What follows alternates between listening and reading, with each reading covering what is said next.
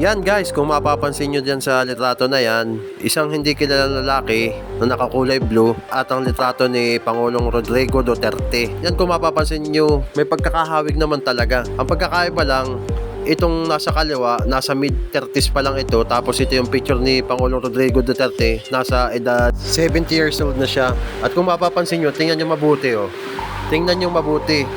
Yung kanilang forma ng buhok niya, yung kanilang noo, yung kilay, yung ilong halos panghabol, yung kanilang mga labi, yung baba, yung tenga, yung cheekbone, basta yung hulma ng kanilang mukha, parehas na parehas. Ang pagkakaiba lang nito, syempre, may edad na dito si Pangulong Rodrigo Duterte, tapos itong nasa kaliwa, nasa mid-30s pa nga. Kaya, ito yung yung batang version ni Pangulong Rodrigo Duterte.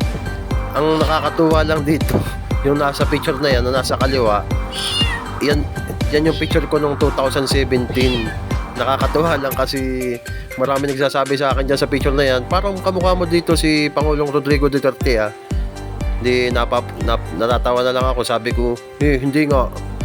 Pero nung tingnan ko nga, tapos pag kumparahin ko yung itsura namin, wow, nakikita ko sa future, nagugulihanan ko na ganito pala magiging itsura ko pag tumanda ako, pag umedad ako ng 70 years old.